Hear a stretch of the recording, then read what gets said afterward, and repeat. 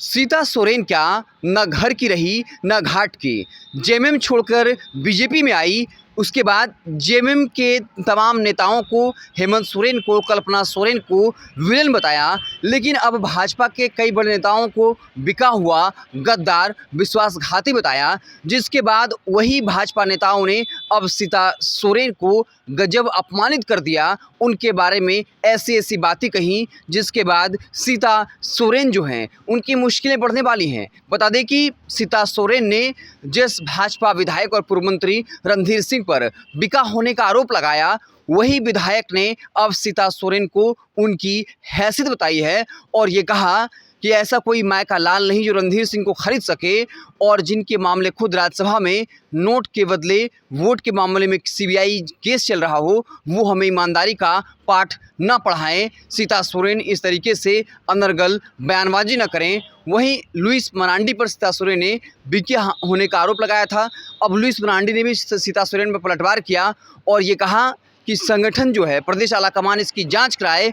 अगर मेरे खिलाफ कोई सबूत मिलता है तो मेरे खिलाफ कार्रवाई हो, अगर सबूत नहीं मिलता है तो जो आरोप लगा रहा है उस पर कार्रवाई हो। यानी लुइस मरांडी ने साफ तौर पे कह दिया है सीता सोरेन जो हैं वो झूठे आरोप लगा रही हैं, सीता सोरेन पर ही कार्रवाई हो। सुनील सोरेन ने भी साफ तौर पर कह दिया कि अगर एक भी आरोप और साक्ष्य मेरे खिलाफ मिलता है तो मैं राजनीति से जो है वो संन्यास ले लूँगा। तो कुल मिलाकर भाजपा के 3 नेताओं ने, दुमका से पूर्व सांसद सुनील सोरेन हो या फिर पूर्व विधायक लुइस मरांडी या इस वक्त वर्तमान विधायक रणधीर सिंह, तीनों ने मिलकर अब सीता सोरेन को जो है घेर लिया है। और खासकर रणधीर सिंह ने तो सीता सोरेन के सबसे कमज़ोर नब्ज़ को दबा दिया। कहा जाता है कि सीता सोरेन नोट के बदले वोट देने के मामले में उन पर सीबीआई का मामला चल रहा है। आपको बता दें कि राज्यसभा का जब चुनाव हुआ था तब सीता सोरेन पर यह आरोप लगा था कि उन्होंने बाकायदा राज्यसभा मेंबर को वोट देने के लिए उनके बदले नोट लिया था और बाकायदा सीबीआई में इसकी जांच चल रही है। अब उसी मसले को लेकर रणधीर सिंह ने सीता सोरेन पर बड़ा हमला कर दिया और ये कहा हम ईमानदारी का ज्ञान वो दे रहे हैं जिन पर खुद नोट के बदले वोट मामले में सीबीआई जांच चल रही है, और वो प्लीज़ हमें ईमानदारी का पाठ जो है वो ना पढ़ाएं। तो अब राजनीतिक गलियारों में ये सवाल उठ रहे हैं कि सीता सोरेन करेंगी क्या।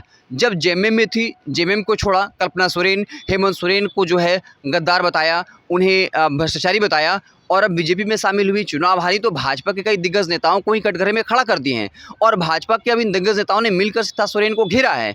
तो क्या मोदी शाह एक सीता सोरेन के लिए, क्या वो बाबूलाल मरांडी को छोड़ देंगे, क्या वो रणधीर सिंह को छोड़ देंगे, क्या वो लुइस मरांडी को छोड़ देंगे, क्या वो सुनील सोरेन को छोड़ देंगे? आखिर सीता सोरेन चाहती क्या है, इसको लेकर राजनीतिक विश्लेषक का भी दिमाग जो है वो काम नहीं कर रहा। क्या सीता सोरेन अब फिर से जेएमएम में घर वापसी करना चाहती हैं, और क्या जेएमएम जो है इसको स्वीकार करेगी कि सीता सोरेन फिर से घर आ जाए? क्योंकि जिस तरीके से सीता सोरेन ने भाजपा के बड़े बड़े नेताओं को कटघरे में खड़ा किया और मीडिया में खुलकर बयानबाजी की, जिसके बाद चर्चा तो यही है क्या सीता सोरेन अब भाजपा पर आरोप लगाकर जेएमएम में वापस आना चाहती है?